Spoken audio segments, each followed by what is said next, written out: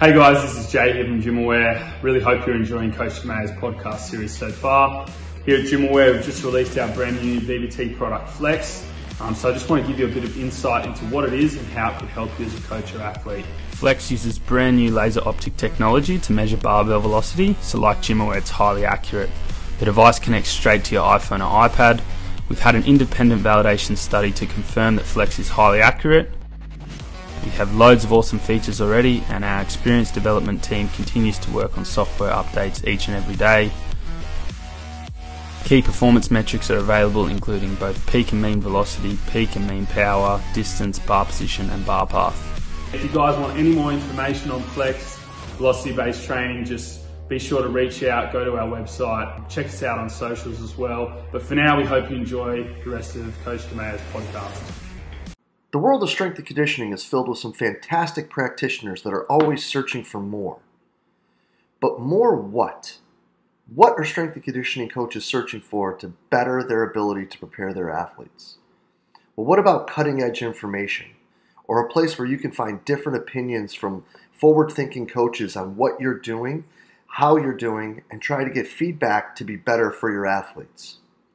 Or what about a place where you'll find like-minded coaches that can provide solid coaching advice and career development for you as you progress through your career as a strength and conditioning professional? Well, this is exactly why we built the Strength Coach Network.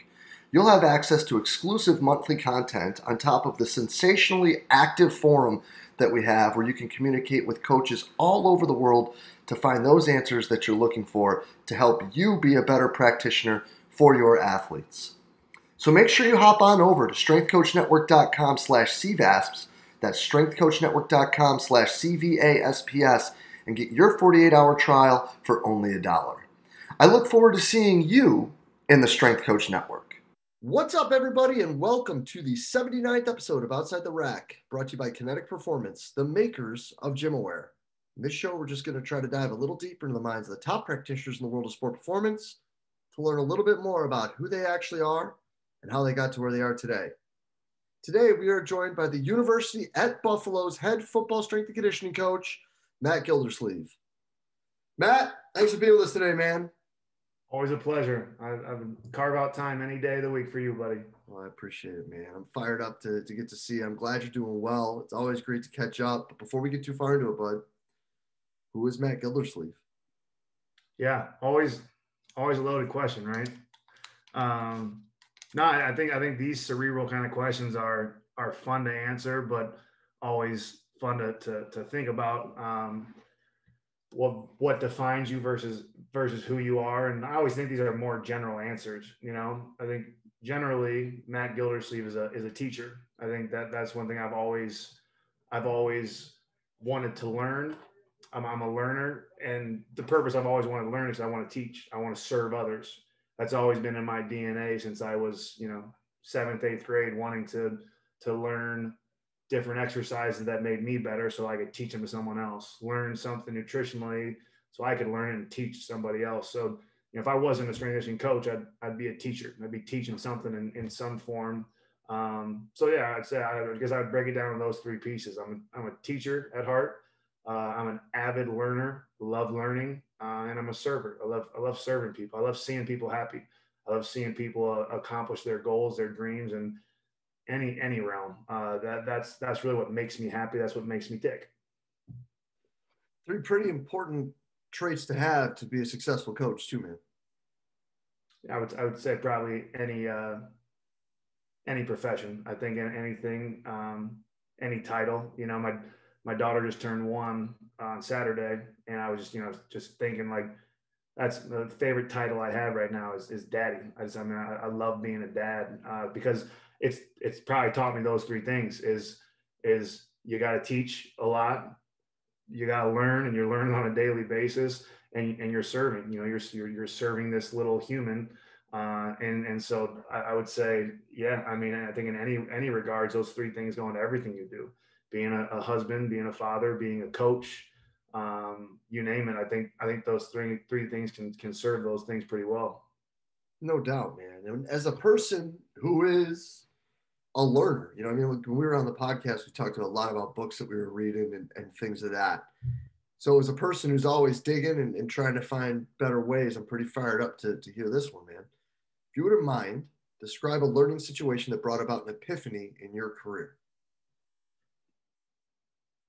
Yeah, I would have to say maybe not epiphany, but really opportunity is, you know, I became the head strength coach at Akron when I was 23, and so there was a lot that I didn't know. But one thing that was always known, and we might even talk about in the first podcast, one thing that never really made sense to me was the speed and agility ladders, was the five-star cone drills, and trying to think about how that would translate to the game of football. I couldn't really connect those dots, right?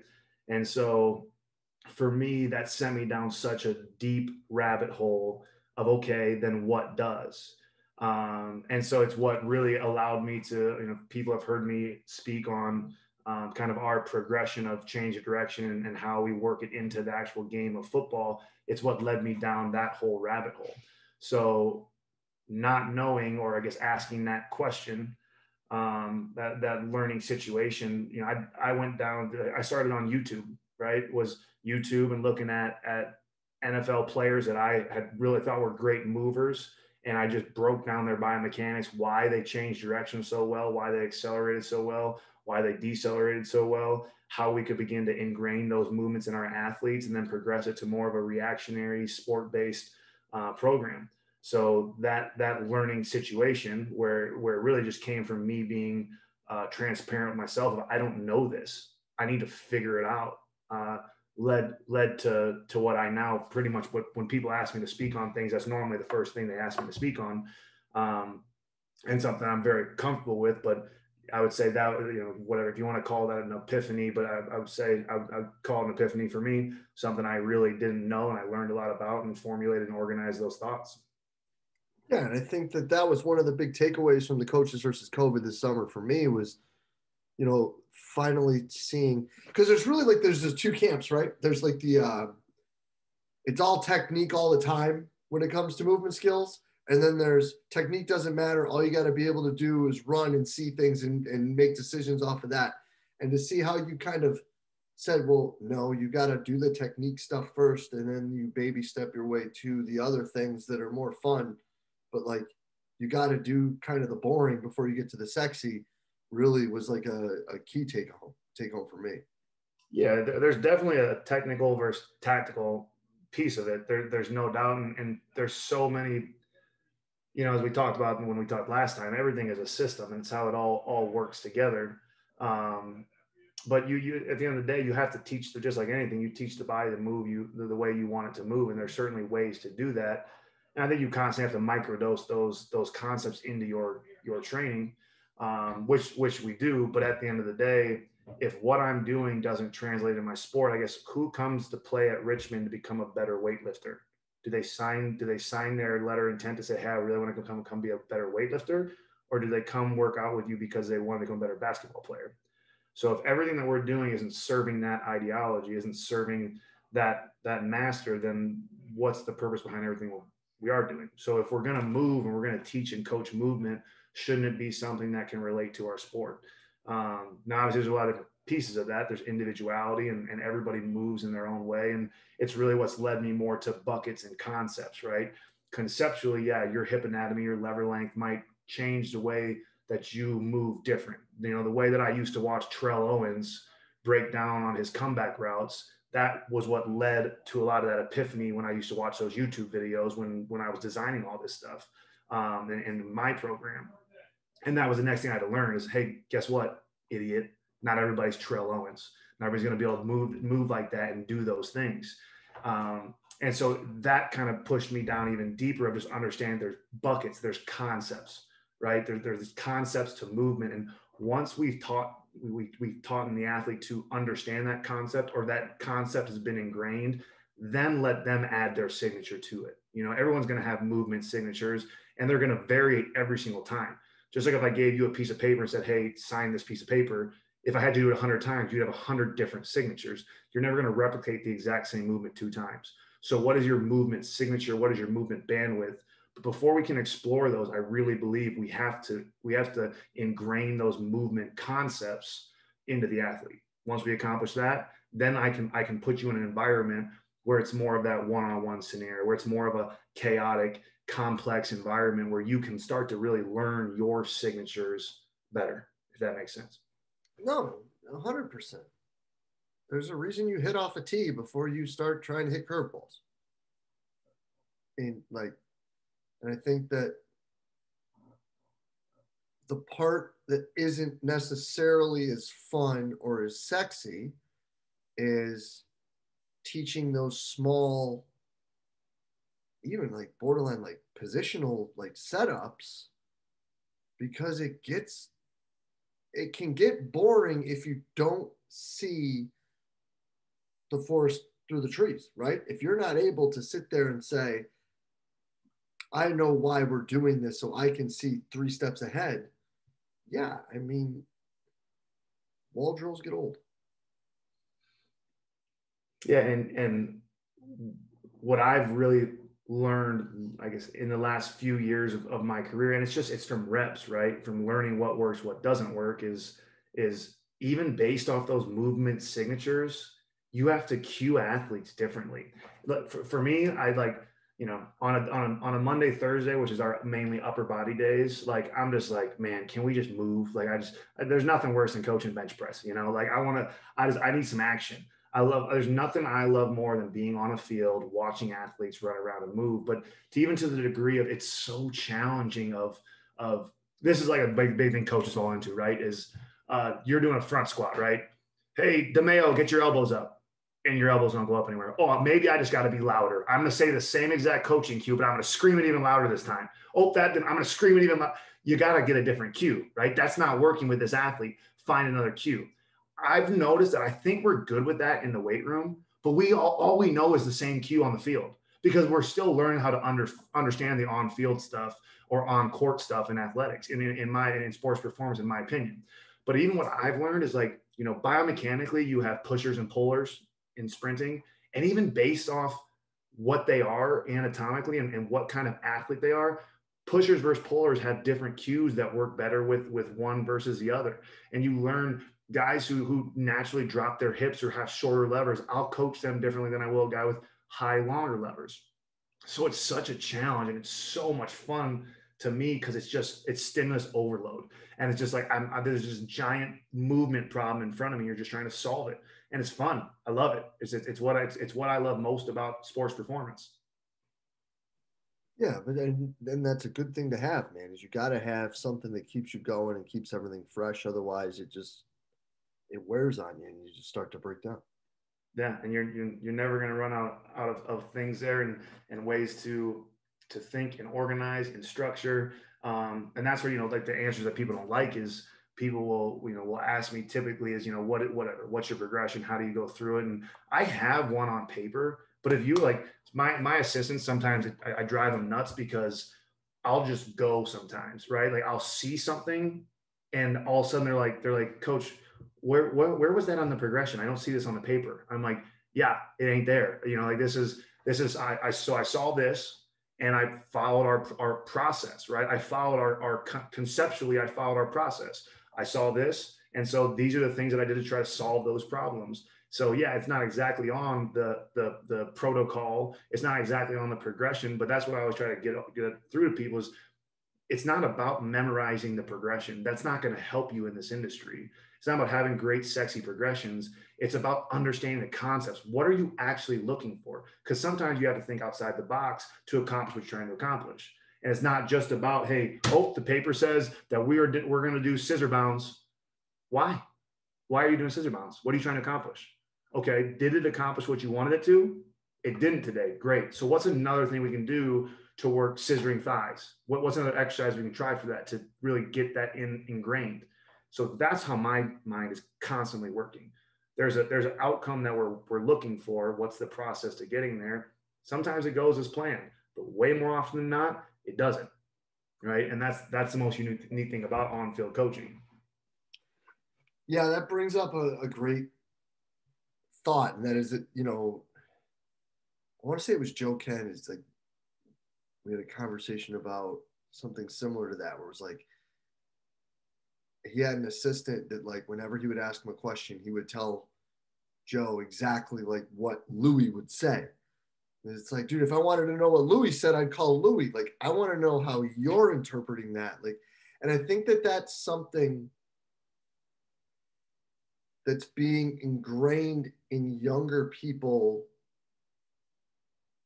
accidentally right now because they're so over tested and all of that, that they're basically being taught that it's like, read A, say A, read B, say B. And it's just like regurgitate everything instead of actually sitting there looking through it and being like, okay, what would work? What might not work? What are alternatives? How can this, fit or be molded to do different things? It's just like square is square, square is square, and it goes in this box only. Nothing else goes in this box. And I'm sure that there's good things to that, but at times that'll hamstring you when you need to do what the game demands. Yeah, and what's crazy too is sometimes I feel like athletes get it better than coaches do because of our personalities. Every strength coach in the world started off with the exact same mindset, and you can't tell me. I won't believe you if you tell me I'm wrong. It's what is the one way to train a guy that's best? Same thing that I did when I was 18 years old, and I was really like, hey, I want to find out what's going to get my squat the strongest, what's going to get my bench the strongest, what's going to make my 40 go as low as it can possibly go. There's one answer I'm going to find. There's one way to do it. That's our mindset, and we search for that, we find that, and that's what a lot of the type personalities, a lot of people in sports performance industry are, which there's nothing wrong with that. But what I've noticed is when I have conversations with athletes about, hey, I'm going to have him do this and him do that, and I explain why, they go, yeah, that makes a lot of sense. This guy's we're going to elevate his heels because he's got longer levers than our 5'6" running back. And this is why, because we're trying to get this movement, so he's more vertical. And does that make sense? Yeah, coach, that really makes a lot of sense. And because it's almost like the level of ignorance sometimes helps, right? In being more open minded, So that's one thing we've talked about, you and I, before many times is you have to have very many lenses to look through. And at the end of the day, we have to be able to step back and be generalists a lot of the time as well. You can't just look at things through one lens and see one thing. And that's a tough challenge every day because we're fighting our internal instincts, and it's so hard. No doubt. But to be a good generalist, you have to be a good question asker. And that brings me to the next question. I'm actually stoked to hear what you got here, Sleeve. If you could ask one question and you're going to get the answer to it, what would that question be and why? Yeah, just because of the show, I'm going to assume this is sports performance related. And if not, I'll just answer it that way anyways.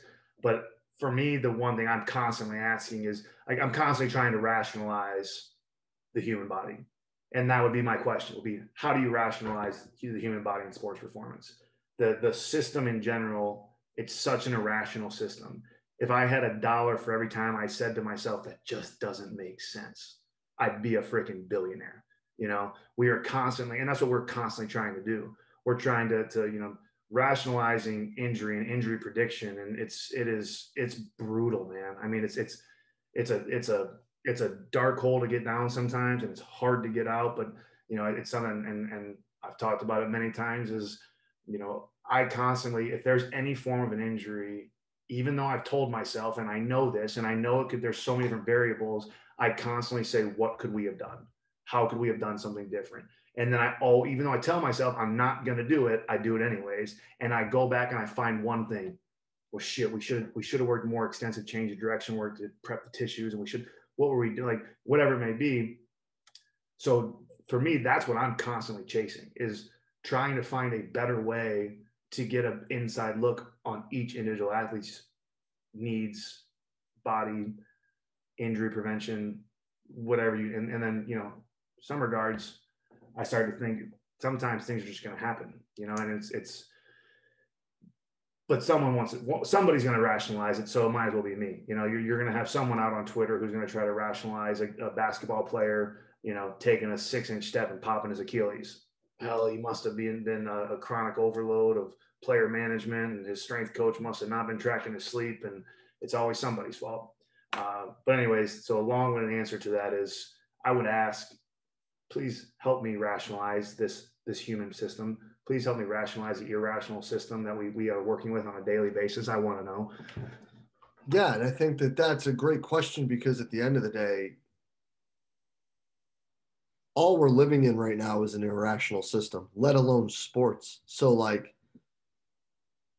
how is that even just the immense complications to the complexity that just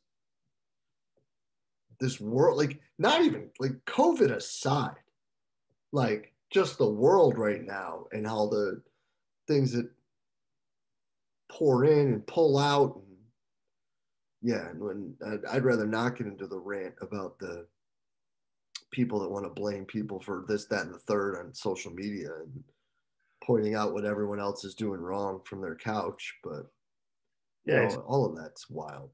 it's fascinating. I mean, the searching for human limits, it's just so it's just so fascinating as much as the human body can do and withstand, to just see something be so delicate in the next breath.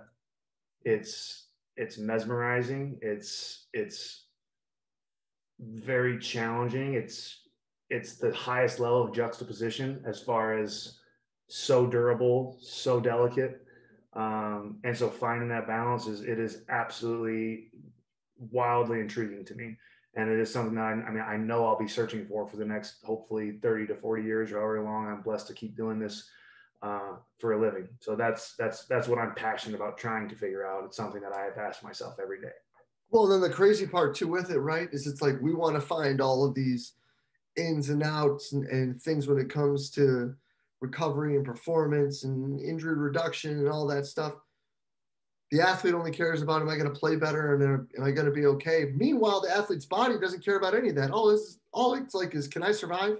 That's all it cares about. So it's like we've got these two minds doing one thing, but then the real thing going on is just like, I want to survive no matter what happens. I just want to survive. Yeah. And then you as a coach have to tell them, because if you love them, you'll tell them the truth. And the truth is hey, you can do every single thing I ask you to do. You can eat right, you can sleep right, you can train, do every rep I ask you to do, the exact weight, the exact velocity. You can still get hurt. And that's what they sign up for, And so that's one thing I think we have to realize as well too, because I mean, my heart breaks every time an athlete gets injured, and I'm sure I'm not different in that. But I mean, I'm talking to my stomach wrenches. It's something that if you talk about having anxiety, it's one I can't stand watching athletes take big hits that are my athletes, because it's just every time I just cringe, like, just be okay, just be okay, just be okay. And I don't know if I'll ever get over that. I mean, honestly, I hope I do, because it's hard to enjoy, Saturdays sometimes because of that. But what the work they put in, the sacrifices they make, and you still can't protect them. And at the end of the day, that's all I want to do is put them in a great position and protect them. No doubt, man. No doubt. But listen, dude, speaking of these Saturdays, coming into the spring season, you got a couple of weeks here before you guys start spring ball. Although you probably have to start later up there, right? You guys probably start spring ball We're March. indoor. We got a field house now, man. So good for you. Beautiful weather every day in the field house. March is going to be our spring ball month, so we're going to try to knock it out in March this year. Well, then you got a couple of weeks at least to catch up and breathe a little bit on the weekend. So, what's your escape? Yeah, traveling. I think anything that if anyone follows me on any of my social medias, we love to travel. My wife is from Spain. She's a traveler at heart too, but it's something that I love to do. It's something that when I was young in this industry, that was one thing that I really wanted to make a difference in the mindset of some strength coaches. By the time I left this industry, is just that you can have a life too outside of strength conditioning and still be a good strength coach.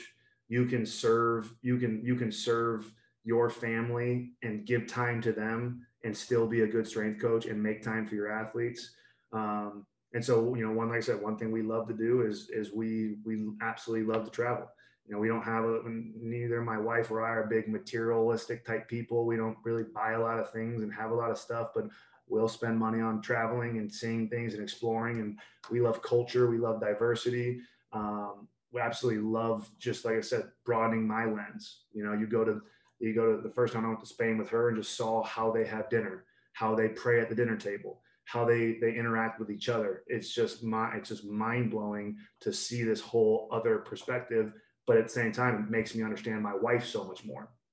And so that puts me back to the, if we could just do that more often, we'd probably understand each other a whole hell of a lot more. You know, if you went down to Miami for a week and really learned that culture, you might understand your players from South Florida a little bit better, you know, and understand where they come from. So I'm obsessed with that. I'm obsessed with culture, with traveling. And for me, that's just it's an escape for me. When I do those things, I recharge, I regenerate. I love it. I love seeing new things. We have so many things we still want to see, so many more bucket list things we want to do. And so as long as I'm, like I said, blessed to be on this earth, and me and my wife and family will be traveling it. So. That's awesome, dude. I love that, man. I love that. I think that's something that I can't wait until we can actually do that again. I really can't. 2 years, man. Oh, well, yeah, 2 years. Just with the timing of our first child, of COVID, she hasn't been seeing her family in almost 2 years. It's heartbreaking for her. I feel bad for her. Well, hopefully soon, man. Yeah, hopefully soon. Absolutely. There's no doubt. We'll be back on the planes traveling. We'll do this next one when I'm in Greece sometime, all right? Awesome, dude. I'm gonna hold you to that, brother. But Sleeve, man, it's always great to see you, bro. I'm glad you're doing well, and thank you so much for your time. All right, man. We'll talk. Best of luck. Bro. Yeah, man. Appreciate you. Cheers.